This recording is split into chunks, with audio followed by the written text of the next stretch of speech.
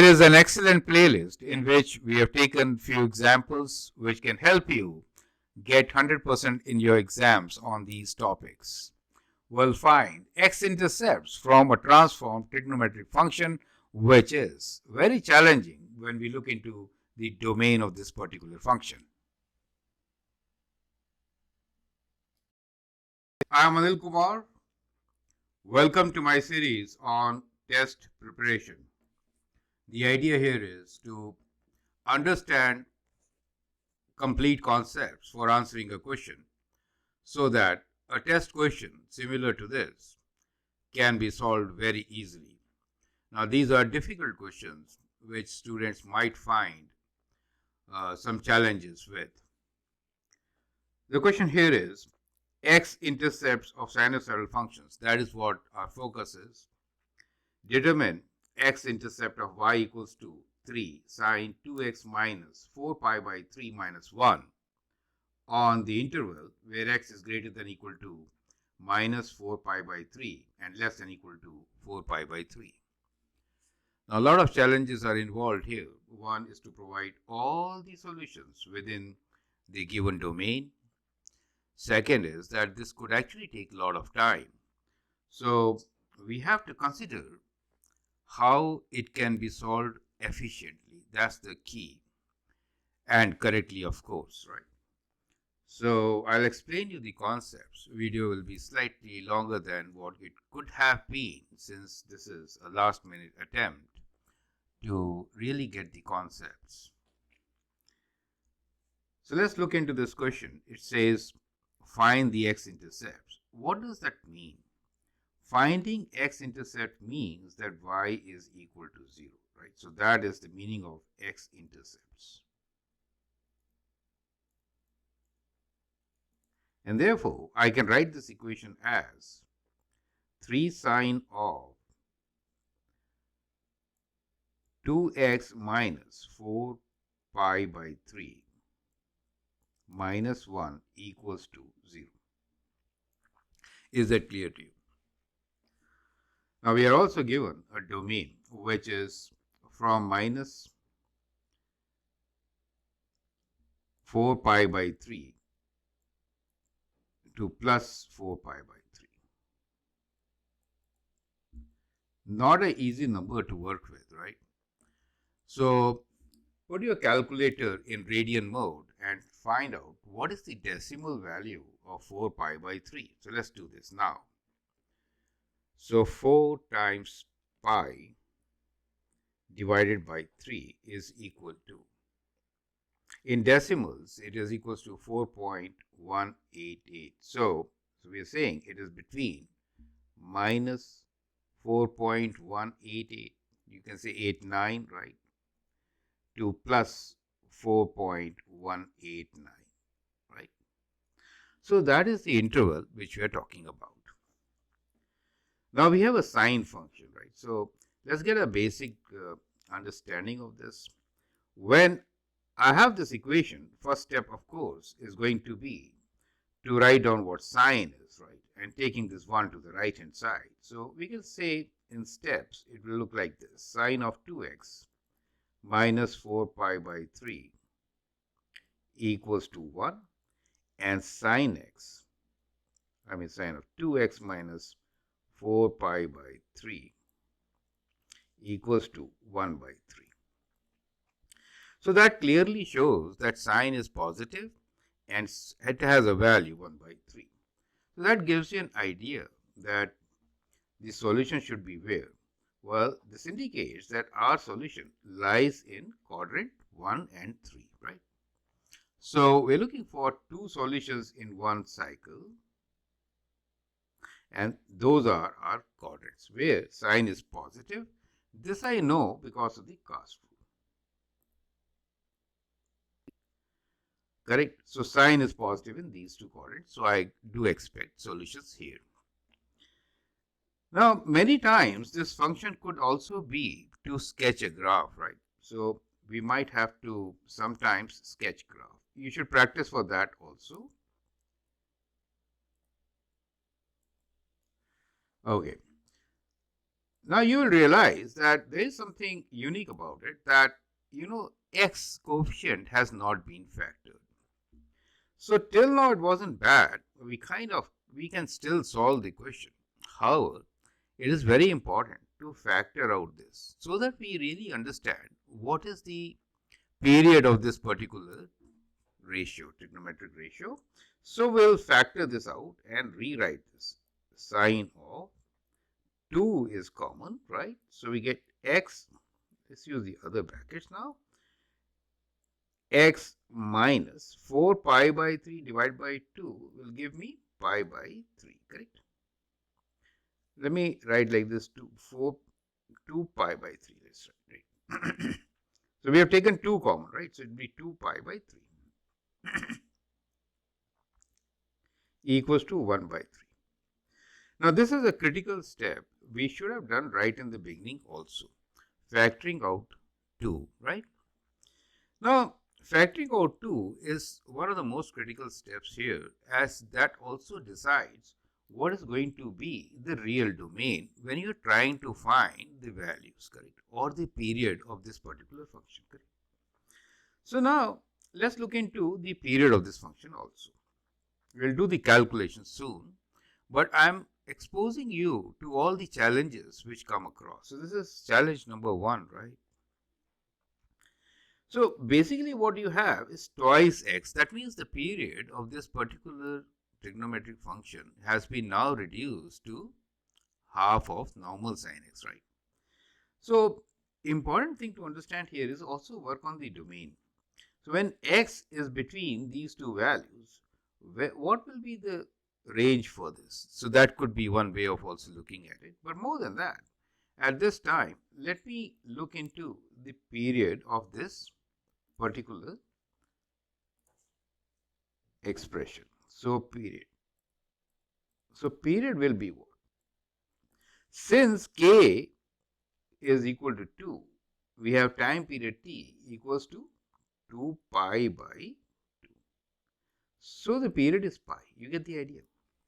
So that means our solutions will be not just these, but will be pi plus this when you get finally, right? You get the idea. So we have that period in mind. So that means that in the final answer, which we get for 2 points, we could use this period and get rest of the solution. We'll see how to use this. So I'm just putting it as a big block in red to understand. We'll come back to this, okay? Now let's continue with this, and that is, we say sine something is 1 by 3, right? So we could say, let this be sine theta, right? So sine theta equals to 1 by 3. Think like this. Now if sine theta is 1 by 3, what is theta equals to, right? So that means theta equals to sine inverse of 1 by 3.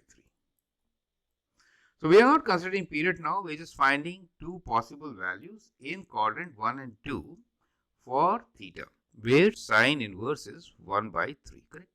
So let us calculate the value of theta for sine inverse of 1 by 3. So shift sine inverse 1 divided by 3 bracket close equals to. It gives us one answer, of course, and that answer for me on this calculator is 0.3398. So that is this answer we got, right? Now what is the other one? Other one is pi minus this, right? And the other one would be pi minus 0.3398. Clear? How much is that? Let's do that. So I'm using pi minus my answer, which gives me a value which is 2.8017. Let's round it to 4 decimal place. So these are the two values which I got for theta. Well, this is not our answer for x, correct? So basically, from here, we kind of considered the equation sine theta equals to 1 by 3. And we found these two answers, correct? So now we have to calculate all solutions within the given interval. So this is one part of it, right? Halfway through. So let's get to the solutions now. So we have two values of theta. One of them is 0.3398, the other one is 2.8018. So let's repeat this here. So we got theta equals to two values. So one was, again, it is 0.3398 and the other value was 2.8018. So these are the two values. So we actually wrote our equation as, instead of 3 sine this, we wrote this as 3 sine theta minus 1 equals to 0. Right? So we replace this whole thing with theta. Correct? So now we have to calculate what is x, and that too within this particular interval. Right? So now theta is actually 2, we took 2 common, right? And inside the bracket was x minus 2 pi by 3. This was theta, correct? And this is equal to 0.3398. So we'll calculate for the first value. So what is, let's simplify. So x minus 2 pi by 3 is equal to half of this. Correct? So we can divide this by 2 and then find the value of x, which is going to be that value. Let's find this out. 0.3398 divided by 2. So it is 0.1699. Now to this value of 0.1699, I'm going to add 2 pi by 3. Make sense? Correct? So to this value, we are going to add 2 pi by 3. So I'll put within brackets 2 pi divided by 3. Add it, right? So once you add, you get a value which is 2.264. So I'm writing this as 2.26. This is one of our answers. I'm writing it in 1 decimal place, 2 decimal places in radius. So do you see how I calculated one of the answers? We'll now check soon and find all the solutions within the interval, right? But let this go step by step. So now it's time to calculate also for the other value, correct? So let's do the other calculation, which is 2 times x minus 2 pi by 3 equals to 2.8018. So x minus 2 pi by 3 will be 2.8018 divided by 2, and x will be 2.8018 divided by 2 plus 2 pi by 3. Absolutely clear? So let's calculate this value of x also. So we have 2.8018 divided by 2, and to this we are going to add, so always put bracket, right? So 2 times pi divided by 3 bracket close equals to, so we get this time 3.495. Okay, 495. So I could have written this as 3.50. So let me write this as 3.50. Okay. So I approximated these two values, correct? Perfect. So let's get back to our domain. So we calculated earlier the value of 4 pi by 3. And we say, well, our x value should be between which two? Plus minus 4.189, right? So let me write this as plus minus 4.189. Okay. 4.189.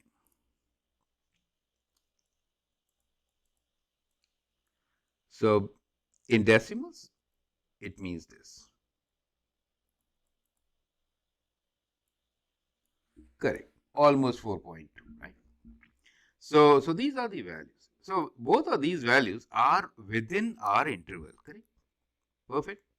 Also, we know what is the period of this particular function. We're trying to find now rest of the solutions, correct? Okay. So period is pi. So that means to these values, we have to add and subtract pi to get rest of the values, correct? You get the idea? So the value of pi in decimals, as you know, is 3.1415. Perfect. So that is the value of pi. So we can add and subtract these values till we reach the limit of 4.189. You get the idea. So periodically, these values are repeated. So we have two sets of values to work with. The first one being 0.1699. So let me write this as 0.17. No, okay, sorry. First one is 2.26, correct. The first one is 2.26, correct. So, and the second one is 3.50. So, and the maximum and minimum limits for us is plus minus 4.189. So, if I add anything to this, it is going to, so let's add, right? So, if I add, we have to do plus or minus pi. You get the idea? To these values to get rest of the values. But if I add something to 3.5, let's say a pi value, it is going outside. But I can add this to 2.26, right? So here, if I add pi, then what do I get? Let's add, right? So we have 2.26 plus pi. And that gives me 5.4. So that doesn't work. So that is also out of range. So that doesn't work, right? So it doesn't really work for this side. So that means we should subtract. And it makes sense, right? So let's subtract pi from both to get the next set of value. So 2.26 minus pi gives me minus second value, which is valid, which is minus 0.8815. So I'm writing 0.88. You see that? Now let's continue with this. Find more values. Let's subtract another pi from it, right? Minus pi. Minus 4.02, which is also within the limit. So minus 4.02. Further, it will go beyond. So I got two of them, right? Now let's do with 3.50. So 3.5 minus pi. Since that is the period, right? So we get here a value 0.358. I'm rounding it to 6. And then again minus pi. I get minus 2.78. And now if I do pi minus, it is out of the range, correct? So you see how we got all our solutions? 6 of them. So these are the 6 solutions. Make sense? And they are all within the given domain, which is from minus 4.1, or you can say minus 4 pi by 3 to 4 pi by 3, plus minus. So now we can write down our answers, and the solution are these values. X values, which are the answers, are these 6. Perfect? You get the idea how we have done this? By adding and subtracting the period of the one set of solution which we got. So the key here is to find one set of solution and then write down all the others. So those are our answers. All 6 of them. And these are all the answers which are expected. You get the whole idea. Perfect. That is how we can find x-intercepts for such a complicated trigonometric equation. which is given within a domain, right? Not easy to work with. So I hope it helps you to understand the complete concept. Feel free to write your comments and share your views. If you like and subscribe to my videos, that'd be great. And keep posting your questions. Thanks a lot.